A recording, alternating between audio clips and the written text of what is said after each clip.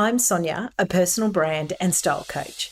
My journey began in the corporate world and through lived experiences has led me where I am today. I've walked in those uncomfortable shoes, faced the same challenges and questioned my path to professional success while simultaneously navigating my personal style journey and the challenges that each decade brings. I wholeheartedly believe in the fusion of personal brand and style strategy. My mission here is to provide you with practical, actionable strategies and lived experiences to help you unlock your next level of success through the power of personal brand and style. Let's get started. Welcome to another episode of the Style and Strategy Podcast. I'm your host, Sonia. And today I was inspired a little bit by a Chanel quote that appeared in my Instagram feed, actually. And I thought I'd take an opportunity to use that to have a chat about first impressions and personal brand. So the actual quote from Coco Chanel was, "Fashion is not something that exists in dresses only. It exists in the sky, in the street. It has to do with the ideas, the way we live, and what is happening." I really like this particular quote because it shows how intrinsic fashion or the clothes that you wear is something in who we are and a kind of day to day.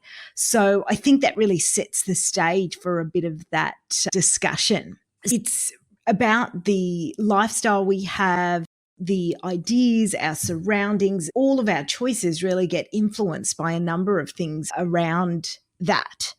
Now, according to a most recent Princeton survey, and this has been updated of late, it takes around about 1/10 of a second for someone to make a first impression. And I think you may have heard me use that stat before. Used to be 7 seconds. So I guess given the increase of social media, our attention spans potentially declining, what was 7 seconds has now dropped to 1/10 of a second.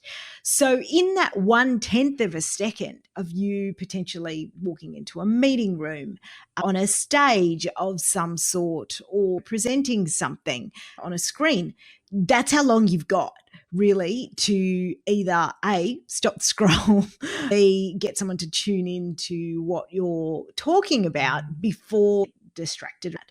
And when I think about that, it really does show that your style and the brand that you portray through your style plays a significant role.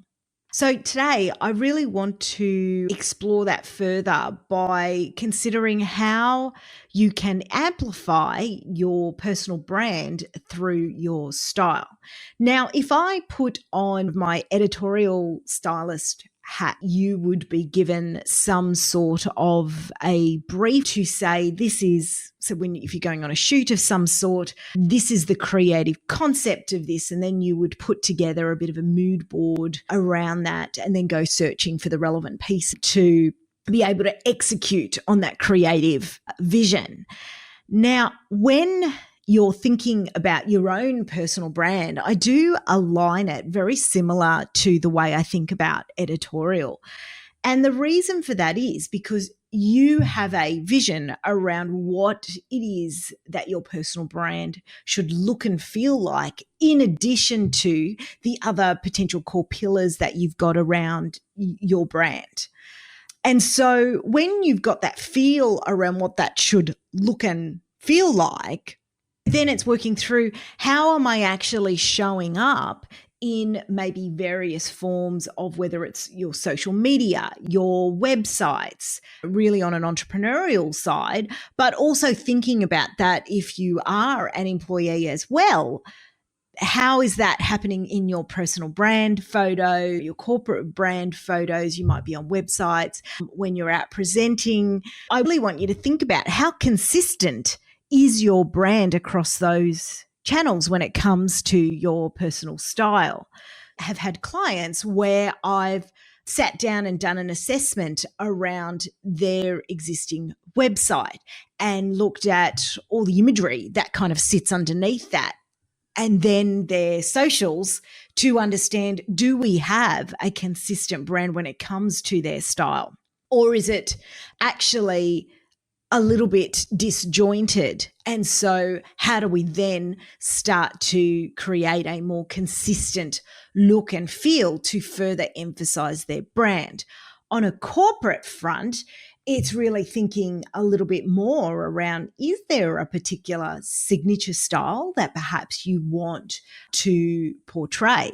Again, it could be you might have a particular color or accessory type that you're known for.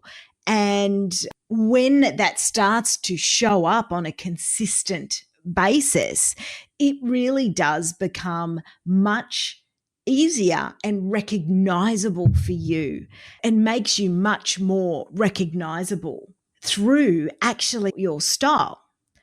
There's also an opportunity to really express some of your identity and values through that style. And that could be perhaps you're an advocate for sustainability.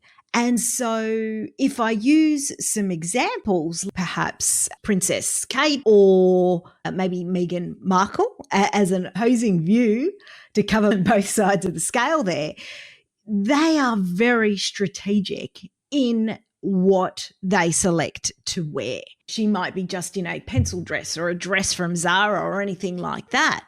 But actually, if you look a little bit close behind the scenes there, you can see that potentially it is a label they're trying to support. It is either someone from a particular country. So it might be a British brand, it might be a US brand, it might be something that represents a particular cause. So they become very strategic in how they are using their style as a form of self-expression. So maybe have a think about, how are you leveraging your style as a form of self-expression for you?